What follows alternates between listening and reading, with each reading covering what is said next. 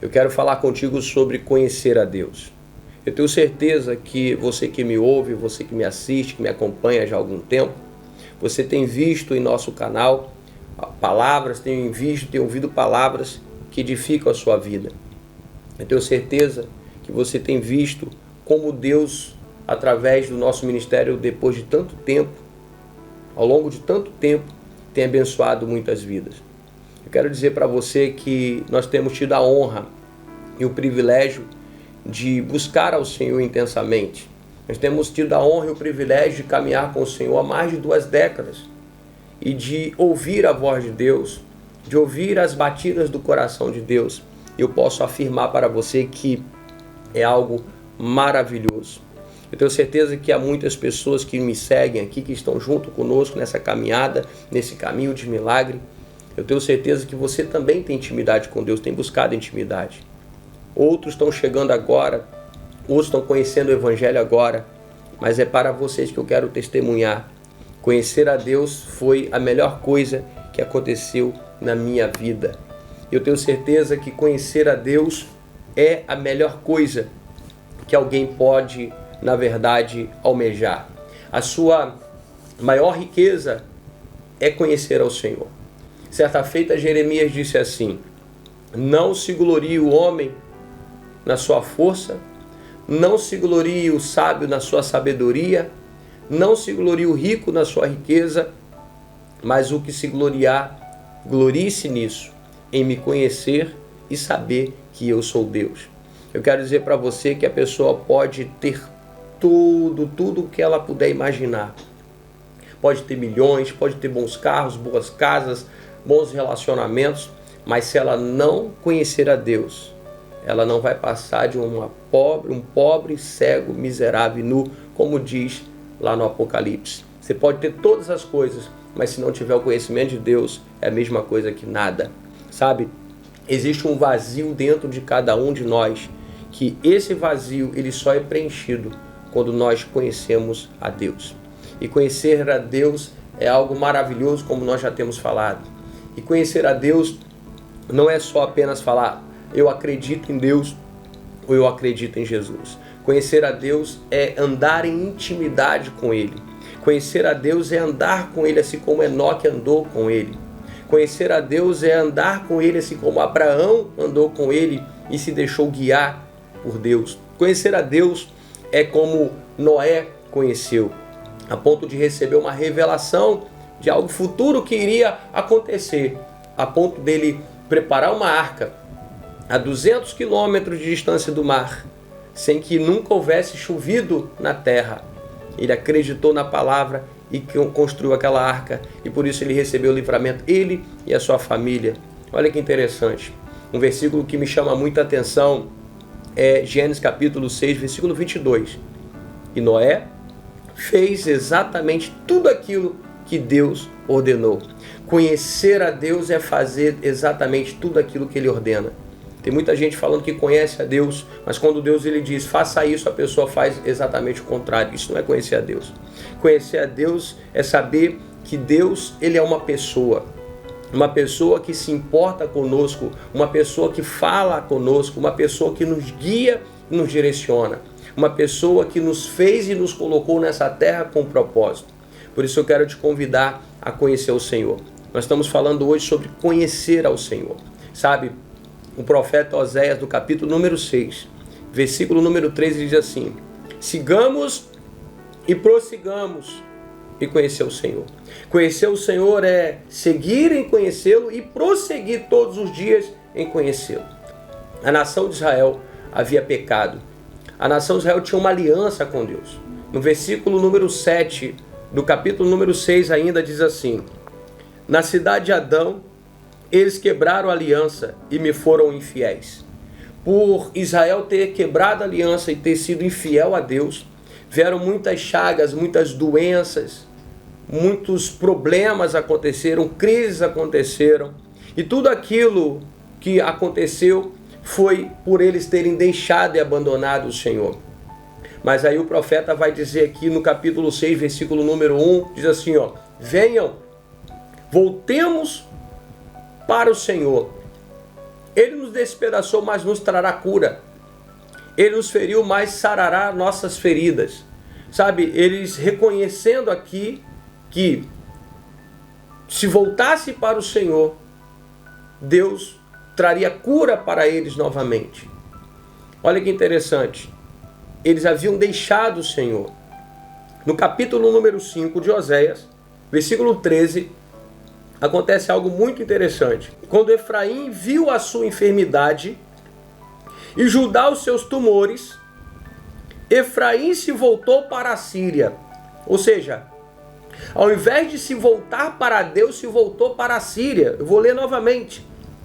Quando Efraim viu a sua enfermidade e Judá os seus tumores, Efraim se voltou para a Síria e mandou buscar a ajuda do grande rei. Por que não se voltar para Deus? Por que se voltar para o rei da Síria?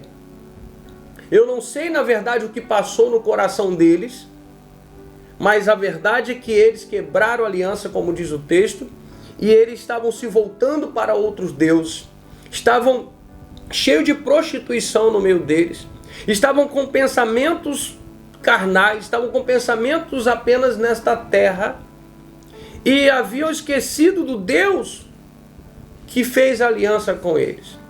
O Deus que chamou Israel para ser uma luz entre as nações. E por isso o mal veio sobre eles. Quer dizer para você que todas as vezes que o ser humano se esquece de Deus, o autor e consumador da nossa fé, o autor e consumador da nossa vida, todas as vezes que o ser humano se esquece de Deus, vira as costas para Deus, há consequências terríveis que acontecem no mundo. Tantas coisas que você que está me seguindo, está me ouvindo aqui agora, tem visto nos noticiários, tem visto acontecer em todos os lugares, guerras, rumores de guerra, fome. Tantas pessoas dizem, mas se houvesse Deus não haveria guerra. Talvez você já tenha ouvido isso algumas vezes. Se houvesse Deus não haveria fome no mundo. A verdade é o contrário. Há um Deus que se importa com todos. Há um Deus que entrega a terra para os homens cuidar, lavrar, cuidar da terra. Como lá no livro do Gênesis nós podemos ver isso. Mas há homens que viram as costas para esse Deus e para o seu propósito. Então, quando você vê falar de guerra, rumores de guerra, quando você vê fome na terra, você vai ver que é simplesmente a consequência de pessoas que viraram as costas para Deus. Pessoas que deveriam ser a resposta para estes problemas, muitas vezes, acabam virando as costas para Deus e gerando cada vez mais problemas. Eu quero fazer um apelo para você hoje que me ouve, direcionado pelo Espírito Santo. Volte-se para Deus. Se você já está na presença dEle, busque mais intimidade e clame junto comigo para que todas as pessoas possam se voltar para Deus. Oremos pelas nossas autoridades, oremos por todos que estão em iminência, como diz o apóstolo Paulo, para que vivamos vida tranquila. Oremos para que todos se acheguem para Deus. Sabe, aqui no capítulo 6 de Oséias, no versículo número 2, vai dizer o seguinte: depois de 2 dias ele nos dará vida novamente. Quando há um reconhecimento, quando há uma humilhação diante do Senhor, quando as pessoas reconhecem que precisam voltar para Ele, o que está dizendo aqui que Ele trará alívio, ao terceiro dia nos restaurará para que vivamos em Sua presença. A verdade é que tudo que Deus quer é que haja restauração sobre a terra, restauração sobre as vidas, restauração sobre as famílias. Você que está me ouvindo, Deus Ele quer que haja uma restauração na sua casa, no seu lar, na sua saúde, em todas as áreas da sua vida. Mas para que isso aconteça, o versículo 3 de Oséias 6 precisa acontecer antes. Conheçamos o Senhor e esforcemos-nos para conhecê-lo. Você precisa conhecer e se esforçar para conhecer. Em outra tradução diz, conheçamos e prossigamos em conhecer ao Senhor. Conhecer ao Senhor não é você um dia ir no altar, levantar sua mão e falar que aceitou a Cristo. Isso é o primeiro passo. Conhecer ao Senhor não é só você dizer que acredita em Deus. Isso faz parte. Mas conhecer ao Senhor, como eu já disse, é você caminhar com Ele, andar com Ele e obedecer a sua voz.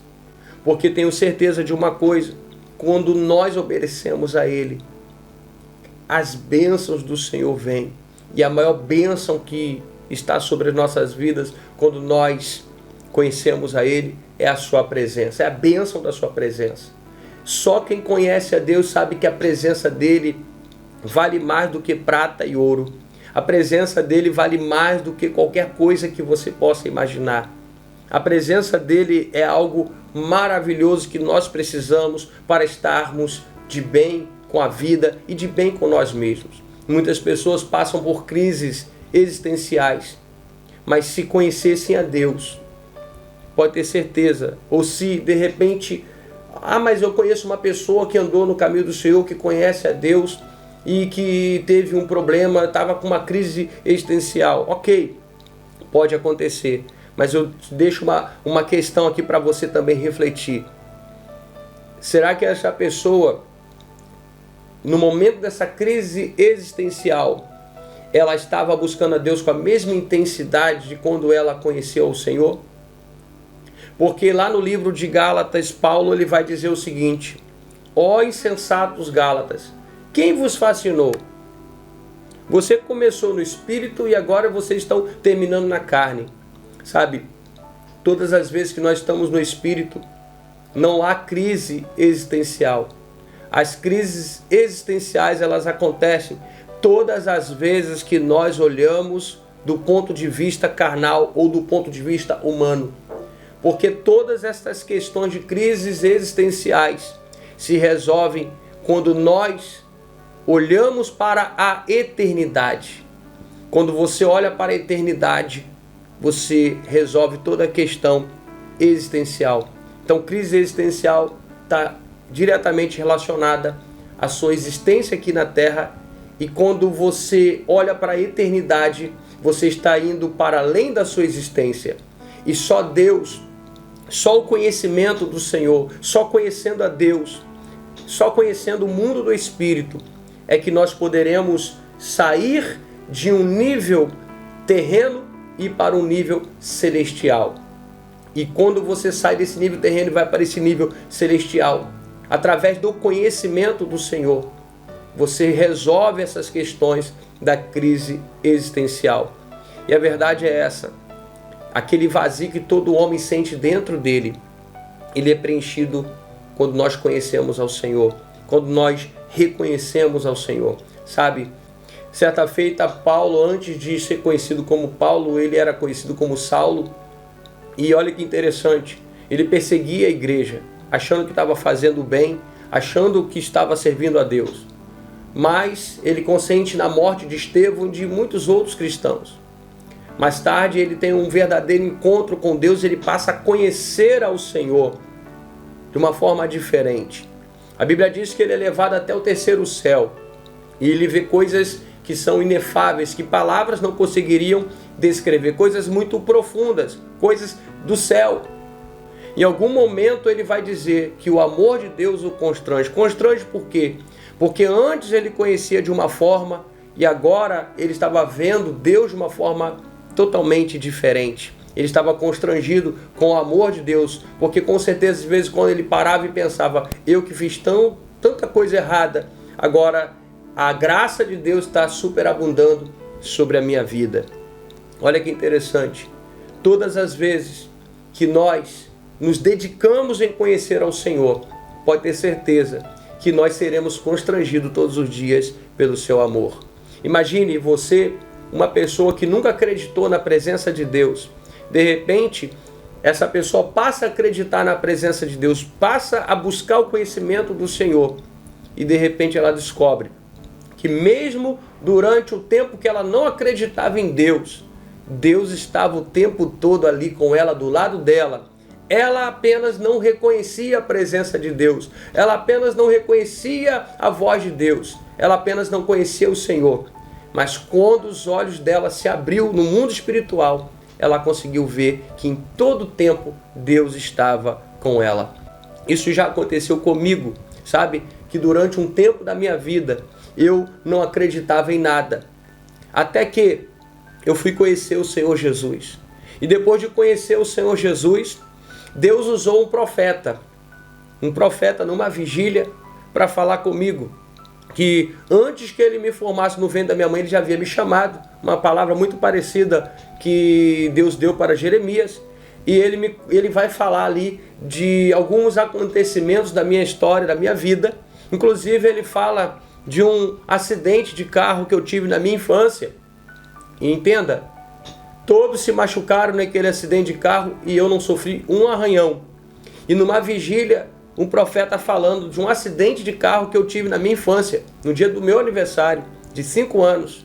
E Deus falando depois de algo que aconteceu na minha adolescência. E ele foi falando, resumindo, eu descobri que por mais que eu havia passado o tempo, eu descobri que por mais que eu não o conhecia, por mais que eu muitas vezes duvidava da sua existência ou da sua presença, ele estava ali comigo. E que, na verdade, aquilo me curou ao mesmo tempo de muitos traumas, de muitos problemas que havia acontecido na minha infância. Foi uma verdadeira cura por causa de uma palavra profética onde Deus havia mostrado e dito que estava comigo, mesmo quando eu não o reconhecia. Eu quero dizer para você que, de repente, você acredita em Deus e está fraco na fé, está frio na sua fé, ou você que ainda não o conhece, acredita em Deus, mas não se aprofundou na intimidade com Ele. E de repente, quem sabe esse vídeo está chegando na mão de alguém que diz que não acredita em Deus. Você pode até dizer que não acredita em Deus, mas mesmo assim, o amor dele está contigo, está na sua vida e a presença dele está aí. Eu quero declarar que vai chegar um momento que você vai reconhecer esse amor, você vai reconhecer essa presença na tua presença. Oh, aleluia, eu sinto a presença dele aqui. Sigamos e prossigamos em conhecer ao Senhor. Deus, ele tem chamado você que tem me seguido, você que está aqui comigo, me acompanhando todas as semanas. Deus, ele tem nos chamado para vivermos uma vida de milagres. Deus, ele tem te chamado para estar no caminho do milagre. E esse caminho, você consegue reconhecê-lo todas as vezes que você conhece ao Senhor. Deus, ele tem te chamado para viver uma vida de intimidade com Ele. A minha oração nesse momento é para que você estreite a sua amizade cada vez mais com o Senhor. Eu quero orar contigo. Põe a mão no seu coração. Pai, em nome de Jesus, derrama a tua glória, a tua unção sobre as nossas vidas, ó Pai. Sobre esta pessoa que está me ouvindo neste momento. Senhor, em nome de Jesus, eu sei que há muitas pessoas nos vendo nesse momento, ouvindo aonde está chegando esta palavra. Por isso eu te peço, esta pessoa que um dia teve intimidade com o Senhor, mas, ó Deus, perdeu essa intimidade, que ela possa voltar a ter intimidade, se voltar para o Senhor. Todas essas crises, todas estas situações que estão acontecendo, é para chamar a atenção dela de volta para o Senhor. Ah, Pai, mas também há aquelas pessoas que ainda não te conhecem, que possam te conhecer. Dê um sinal, Senhor, através desta palavra, do teu amor e da tua presença na vida delas. Toque, Senhor, nesta pessoa neste momento e que ela sinta, Senhor, um toque especial, um toque diferente para que ela reconheça a tua presença.